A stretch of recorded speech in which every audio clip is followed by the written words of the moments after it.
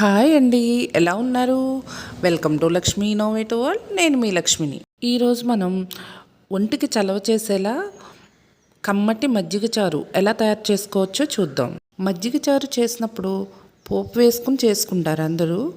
నేను చేసే పద్ధతి చూపిస్తున్నాను, ఒకసారి చూడండి. ముందుగా తీయగా ఉన్న పెరుగుని తీసుకుని ఒక 1/2 లీటర్ పెరుగు తీసుకుంటున్నాను నేను దీనికోసం. ఒక 1/2 లీటర్ పెరుగుకి 1/2 లీటర్ వరకు నీళ్లు పోసుకుని పలుచగా చేసుకోవాలి. ఇప్పుడు ఇందులో 2 టేబుల్ స్పూన్ల వరకు సాల్ట్, 1 టీ స్పూన్ వరకు పసుపు వేసుకుని కలుపుకోవాలి. 2 ఇంచుల వరకు అల్లం ముక్క తీసుకొని దంచుకుని పక్కన పెట్టుకోవాలి. ఇప్పుడు స్టవ్ పై ప్యాన్ పెట్టుకొని 2 టేబుల్ స్పూన్ల వరకు ఆయిల్ వేసుకోవాలి. ఆయిల్ బాగా వేడెక్కనిచ్చి ఒక 1/2 కప్పు వరకు సగ్గుబియ్యం తీసుకొని వేయించుకోవాలి.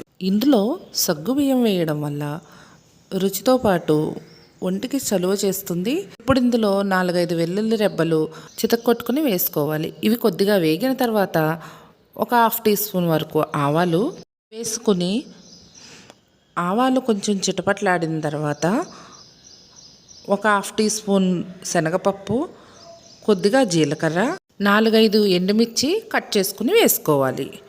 ఇప్పుడు పోపు బాగా వేయించుకోవాలి. పోపు బాగా వేగిన తర్వాత 4-5 పచ్చిమిరపకాయలు సన్నగా కట్ చేసుకుని వేసుకోవాలి. పచ్చిమిర్చితో పాటు ముందుగా దంచిపెట్టుకున్న అల్లం కూడా వేసుకుని వేయించుకోవాలి. అల్లం పచ్చిమిర్చి కాస్త వేగిన తర్వాత 2 కరివేపాకు రెల్లలు వేసుకోవాలి. పోపు బాగా వేగిన తర్వాత స్టవ్ ఆఫ్ చేసేసుకుని మనం ముందుగా కలిపి పెట్టుకున్న మజ్జిగలో ఈ పోపుని వేసుకుని కలుపుకోవాలి. ఇప్పుడు ఇందులో 2 ఉల్లిపాయలు సన్నగా కట్ చేసుకుని వేసుకోవాలి. ఇప్పుడు ఇందులో ఒక 1/2 కప్పు వరకు పచ్చి కొబ్బరి వేసుకుని కలుపుకోవాలి.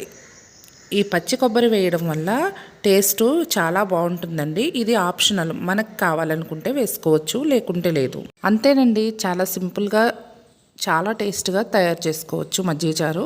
ఒకసారి మీరు కూడా ఈ విధంగా ట్రై చేయండి. కొబ్బరి వేసినా వేయకపోయినా సగ్గుబియ్యం మాత్రం మానొద్దు. ఒక్కసారి మీరు ఈ విధంగా ట్రై చేయండి. ఓకే అండి, మా వీడియో కనుక మీకు నచ్చినట్లయితే లైక్ చేయండి, షేర్ చేయండి, సబ్స్క్రైబ్ చేయడం మాత్రం మర్చిపోకండి. లోకా సమస్త సుఖినో భవంతు.